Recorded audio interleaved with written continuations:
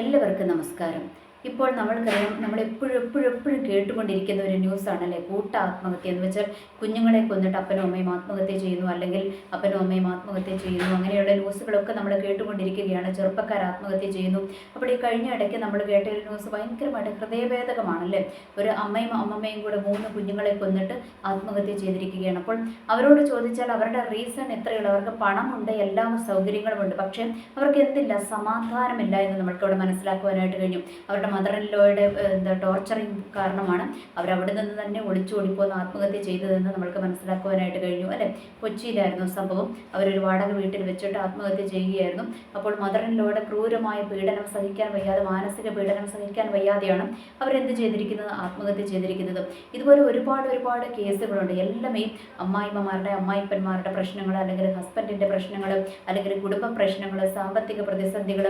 ഇനി ചിലരുണ്ട് മക്കൾ മരിച്ച വിഷമത്തിൽ ആത്മഹത്യ ചെയ്യുന്ന പേരൻസ് ഉണ്ട്, പേരൻസ് മരിച്ച വിഷമത്തിൽ ആത്മഹത്യ ചെയ്യുന്ന മക്കളുണ്ട്, ചെറിയ പ്രണയങ്ങൾ തകർന്നതിൻ്റെ പേരിൽ ആത്മഹത്യ ചെയ്യുന്നവരുണ്ട്.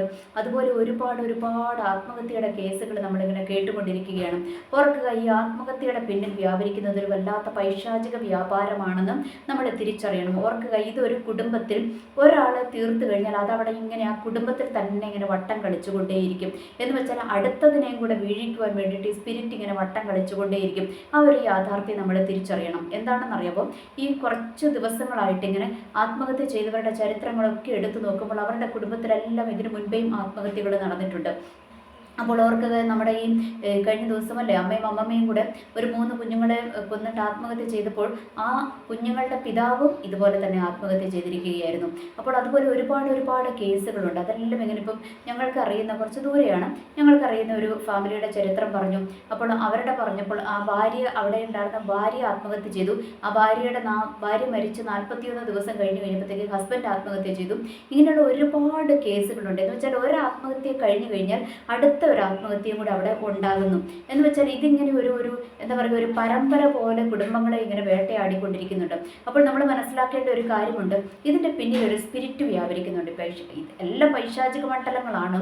അപ്പോൾ ഇതിൻ്റെ പിന്നിൽ ഒരു പ്രത്യേകമായ ഒരു ആത്മഹത്യയുടെ സ്പിരിറ്റ് വ്യാപരിക്കുന്നുണ്ട്. എന്ന് വെച്ചാൽ മനുഷ്യ ജീവനുകളെ തീർത്ത് കളയാൻ, ഇത് പണ്ടൊരു വീഡിയോയിൽ ഞാൻ പറഞ്ഞിട്ടുണ്ടായിരുന്നു. പിശാചിൻ്റെ ഇപ്പോഴത്തെ ലക്ഷ്യം എന്ന് പറയുന്നത് എങ്ങനെയെങ്കിലും പെട്ടെന്ന് മനുഷ്യന്മാരെ ഒന്ന് തീർത്ത് കളയുക. അതിന് വേണ്ടിയിട്ട് ആക്സിഡൻറ്റുകൾ, അങ്ങനെ പല രൂപത്തിൽ ഇവൻ കളിച്ചുകൊണ്ടിരിക്കും. കാരണം ദൈവത്തിലോട്ട് അടുക്കാതിരിക്കാൻ, ദൈവവുമായിട്ട് ഇവരെ അകറ്റിക്കളയുവാൻ, അല്ലെങ്കിൽ ദൈവിക നന്മകൾ പ്രാപിക്കാതിരിക്കുവാനൊക്കെ വേണ്ടിയിട്ടും എന്ത് ചെയ്യും, ഈ പൈശാചിക മണ്ഡലം ഇങ്ങനെ പെട്ടെന്ന് ആൾക്കാരുടെ ജീവൻ എടുക്കുവാനായിട്ട് ഇങ്ങനെ ശ്രമിച്ചുകൊണ്ടേയിരിക്കും. ഇപ്പോൾ ഇതിങ്ങനെ ഭയങ്കരമായിട്ട് കൂടിക്കൊണ്ടിരിക്കുകയാണ്. ആത്മഹത്യയുടെ നിരക്കുകൾ കൂടിക്കൊണ്ടിരിക്കുകയാണ്.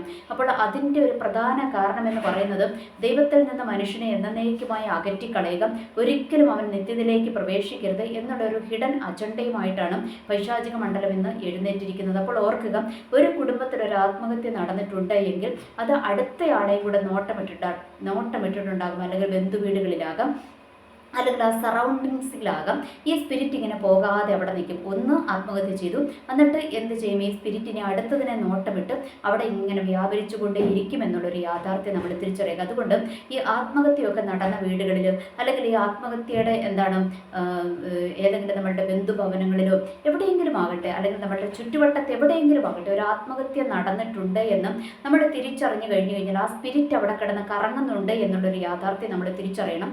എന്നിട്ട് നമ്മൾ എന്താ ചെയ്യേണ്ടത്, ആ സ്പിരിറ്റിനെതിരെ നമ്മൾ പ്രാർത്ഥിക്കുവാനായിട്ട് തയ്യാറാകണം. ദൈവത്തോട് നമ്മൾ പ്രാർത്ഥിക്കണം, ദൈവമേ എല്ലാ ദുർമരണത്തിൻ്റെ സ്പിരിറ്റുകളും തകർന്നു മാറട്ടെ എന്ന് നമ്മുടെ ദൈവത്തോട് പ്രാർത്ഥിക്കുക. ഓക്കെ. അപ്പോൾ വെളിപ്പാട് പുസ്തകം 1-ാം അധ്യായം അതിൻ്റെ 18-ാമത്തെ വാക്യത്തിനകത്തോട്ട് വന്നു കഴിയുമ്പോൾ നമ്മൾക്ക് അവിടെ കാണാം അല്ലേ, എന്താണ് ദൈവം അവിടെ പറഞ്ഞിരിക്കുകയാണ്, യേശുക്രിസ്തുവിൻ്റെ കയ്യിൽ എന്തുണ്ട്, മരണത്തിൻ്റെയും പാതാളത്തിൻ്റെയും താക്കോൽ എൻ്റെ കൈവശമുണ്ട് എന്നും ദൈവം പറഞ്ഞിരിക്കുകയാണ്. അപ്പോൾ ഈ മരണത്തിൻ്റെയും പാതാളത്തിൻ്റെയും താക്കോൽ ആരുടെ കയ്യിലുള്ള, ദൈവത്തിൻ്റെ കരത്തിലുണ്ട്. അതുകൊണ്ട് ഈ പാതാളത്തിൻ്റെ ശക്തിയാണ് എന്ത്, ഈ ആത്മഹത്യയുടെ സ്പിരിറ്റ് എന്ന് പറയുന്ന പൈശാചിക മണ്ഡലങ്ങൾ. എല്ലാ പൈശാചിക മണ്ഡലങ്ങളും പാതാളത്തിൻ്റെ ശക്തികളാണ് അല്ലേ.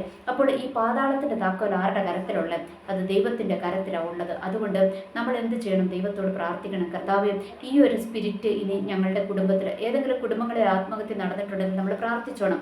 നമ്മൾ മൊത്തത്തിൽ യേശുക്രിസ്തുവിൻ്റെ രക്തം കൊണ്ട് മുദ്രയിട്ട് പ്രാർത്ഥിച്ചോണം. യേശുക്രിസ്തുവിൻ്റെ രക്തം കൊണ്ട് കുടുംബത്തിൻ്റെ അതിരുകളെ എല്ലാം, ഞങ്ങളുടെ ബന്ധുക്കളെ, ഞങ്ങളുടെ പ്രിയപ്പെട്ട വേണ്ടപ്പെട്ടവരെ രക്തബന്ധങ്ങളെ എല്ലാം യേശുക്രിസ്തുവിൻ്റെ രക്തം കൊണ്ട് മുദ്രയിടുന്നു എന്ന് പറഞ്ഞ് നമ്മൾ പ്രാർത്ഥിക്കണം. എന്നിട്ട് ഈ സ്പിരിറ്റിനെ നമ്മൾ അഡ്രസ്സ് ചെയ്ത് നമ്മളതിനെ ശാസിക്കുവാൻ തയ്യാറാകണം. എങ്ങനെയാണ്? യേശുക്രിസ്തുവിൻ്റെ നാമത്തിൽ, എന്ന് വെച്ചാൽ പാതാളത്തിൻ്റെയും മരണത്തിൻ്റെയും താക്കോലുള്ളവനായ യേശുക്രിസ്തുവിൻ്റെ നാമത്താൽ ഈ ആത്മഹത്യയുടെ സ്പിരിറ്റിനെ യേശുക്രിസ്തുവിൻ്റെ നാമത്താൽ ഞാൻ ക്യാൻസൽ ചെയ്യുന്നു എന്ന് പറഞ്ഞിട്ട് നമ്മൾ പ്രാർത്ഥിക്കണം. ഇനി എന്തിനേറെ പറയുന്നു, അത് ചിലപ്പോൾ ചില ആത്മഹത്യ ടെൻഡൻസികളായിട്ട് ചില വ്യക്തികളിലേക്ക് തന്നെ ഈ സ്പിരിറ്റ് ഇങ്ങനെ കടന്നുകൊണ്ടേയിരിക്കും. അപ്പോൾ ഇത് കടന്നു വരുന്നു എന്ന് നമ്മൾക്ക് മനസ്സിലാകുന്ന നിമിഷത്തിൽ തന്നെ നമ്മൾ എന്ത് ചെയ്തോണം? പ്രാർത്ഥിച്ചോണം. അപ്പോൾ ഇതൊരു വല്ലാത്ത സ്പിരിറ്റാണ്. അതുകൊണ്ട് നമ്മളതിനെ ശക്തമായിട്ട് അതിനെതിരെ നമ്മൾ പ്രാർത്ഥിക്കണം. ഇനി നമ്മളുടെ കുടുംബത്തിനകത്താകാം, അല്ലെങ്കിൽ നമ്മുടെ ചുറ്റുവട്ടത്താകാം, നമ്മളുടെ ബന്ധുഭവനങ്ങളിലാകാം, എവിടെയെങ്കിലും ആണെങ്കിൽ നമ്മൾ എന്ത് ചെയ്യണം? നമ്മൾ പ്രാർത്ഥിച്ചു കൊണ്ടിരിക്കണം. ഇനി ഇതുപോലെ തന്നെയല്ലേ ആ ഒരു കുടുംബനാഥനെ സംബന്ധിച്ചിടത്തോളം അവരെന്താണ്, അവരൊരു കുടുംബത്തിന് അവരെ ഏതോ ഹോസ്പിറ്റലിൽ വെച്ച് പരിചയപ്പെട്ടതിൻ്റെ പേരിൽ അവർക്ക് ചികിത്സാർത്ഥം താമസിക്കുവാനായിട്ട് അവർക്കൊരു വീട് കൊടുത്തത്, 2 മാസത്തിന് വീട് കൊടുത്തത്. ഒന്ന് ഓർത്ത് നോക്കിക്കുക, ആ വീടിനകത്ത് വെച്ചാണ് കൂട്ട ആത്മഹത്യ നടന്നിരിക്കുന്നത്. അപ്പോൾ അവിടെ എന്താണ്, ആ ഒരു മനുഷ്യനെ സംബന്ധിച്ചിടത്തോളം, അല്ലെങ്കിൽ കഷ്ടപ്പെട്ട ആ വീട് പണിത മനുഷ്യനെ സംബന്ധിച്ചിടത്തോളം എന്തൊരു ദുരന്തമാണ് അവിടെ നടന്നിരിക്കുന്നത് അല്ലേ. ആ മനുഷ്യൻ ഒരു തെറ്റും ചെയ്യാതെ അദ്ദേഹം ഇങ്ങനെ ആ ഒരു വലിയ പ്രശ്നം നേരിടേണ്ടി വന്നിരിക്കുകയാണ്. അപ്പോൾ അതുകൊണ്ട് നമ്മൾ ഓർക്കുക, ഇത് നമ്മളൊന്നും ഒരിക്കലും അങ്ങനെ ചെയ്യാൻ പാടില്ല. കാരണം നമ്മൾ വേറൊരാൾക്ക് നമുക്കൊരു ദോഷവും ചെയ്യാത്ത, നമ്മൾക്ക് സഹായം മാത്രം ചെയ്തവർക്കൊന്നും നമ്മൾ ഇങ്ങനത്തെ പണി കൊടുക്കരുത് കേട്ടോ. ഇനി ജീവിച്ചിരിക്കുന്നവരാണെങ്കിലും അങ്ങനെ തീരുമാനിക്കുക, നമ്മൾ അവർക്കൊന്നും അങ്ങനത്തെ പണി കൊടുക്കരുത്. കാരണം ആ മനുഷ്യൻ ഹോസ്പിറ്റലിൽ വെച്ച് കണ്ടതിൻ്റെ പേരിൽ ഇവരെ ഒന്ന് സഹായിച്ചത്, താമസിക്കാൻ ഭവനം കൊടുത്തത്, അവരാണ് അവിടെ തന്നെ വെച്ചിട്ട് ആത്മഹത്യ ചെയ്തു. ഇനി ആ വീട്ടിനകത്തോട്ട് ആരും ഇനി താമസിക്കുവാനായിട്ട് വരുമോ? വരത്തില്ല. കാരണം അവർക്കൊരു ഭയമാണ്. കാരണം ഭയം മാത്രമല്ല, നമ്മളതിനെ ഒന്ന് കരുതിയും കൂടെ ഇരിക്കണം. ശക്തമായ പ്രാർത്ഥന ആ കുടുംബത്തിനകത്ത് നടത്തണം. ഇല്ല എങ്കിൽ അതിങ്ങനെ ആ ഒരു സ്പിരിറ്റ് അവിടെ ഇങ്ങനെ വ്യാപരിച്ചു കൊണ്ടേയിരിക്കും. നമ്മളിത് ചുമ്മാ ഇതിനെ തള്ളിക്കളയരുത്. കാരണം നിങ്ങൾ ആത്മഹത്യ ചെയ്ത ഓരോ കുടുംബങ്ങളുടെ ചരിത്രം എടുത്ത് നോക്കിക്കും, അതിൻ്റെ പിന്നിലെല്ലാം അതിനു മുൻപേയും ആത്മഹത്യകൾ നടന്നിട്ടുണ്ട്. അപ്പോൾ ഓർക്കുക, ഇതൊരു പരമ്പര പോലെ ഇങ്ങനെ ഒരു കുടുംബത്തെ തകർക്കുവാൻ വേണ്ടിയിട്ട് വ്യാപരിക്കുന്ന ഒരു സ്പിരിറ്റാണെന്ന് തിരിച്ചറിഞ്ഞ് നമ്മൾ അതിനെ അഡ്രസ്സ് ചെയ്ത് പ്രാർത്ഥിക്കുവാനും അതിന്മേൽ ജയമെടുക്കുവാനും നമ്മൾ തയ്യാറാകുക തന്നെ വേണം എന്നുള്ളൊരു യാഥാർത്ഥ്യം നമ്മൾ തിരിച്ചറിയുക. അത് നമ്മളുടെ കുടുംബത്തിനകത്താകാം, നമ്മളുടെ അയൽപക്കങ്ങളിലാകാം, നമ്മളുടെ ബന്ധുഭവനങ്ങളിലാകാം, എവിടെയാണെങ്കിലും ഇത് അടുത്തതിനെ നോട്ടമിട്ടിട്ടുണ്ട് എന്ന് തിരിച്ചറിഞ്ഞ് ഒന്ന് ഉണർന്ന് പ്രാർത്ഥിക്കുവാനായിട്ട് നമ്മൾ തയ്യാറാകണം കേട്ടോ. ഇല്ല എങ്കിൽ ഇതിങ്ങനെ അടുത്ത സ്റ്റോറീസ് ഇങ്ങനെ വന്നുകൊണ്ടേയിരിക്കും. അതുകൊണ്ട് ഒരു ചെയിൻ പോലെ ഇതിങ്ങനെ വ്യാപരിച്ചു കൊണ്ടേയിരിക്കും. അതുകൊണ്ട് നമ്മൾ പ്രാർത്ഥിക്കുവാനായിട്ട് തയ്യാറാകും. ഇല്ല എങ്കിൽ അടുത്ത ആത്മഹത്യയിലേക്ക് അടുത്ത ആളെ ഇത് കൊണ്ടുപോകും. അതുകൊണ്ട് നമ്മൾക്ക് പ്രാർത്ഥിക്കുവാനേ കഴിയത്തുള്ളല്ലോ. അതുകൊണ്ട് നമ്മൾ പ്രാർത്ഥിക്കുവാൻ തയ്യാറാകുക. കാരണം ജീവൻ്റെയും മരണത്തിൻ്റെയും അധികാരം ആർക്കാം? അത് കർത്താവിനാണുള്ളത്. അപ്പോൾ ഈ കർത്താവിൻ്റെ കയ്യിലുള്ള അധികാരം എങ്ങനെ നഷ്ടപ്പെട്ടു പോയി എന്നും നിങ്ങൾ വിചാരിക്കരുത്. കാരണം പിശാച് എന്താണ്?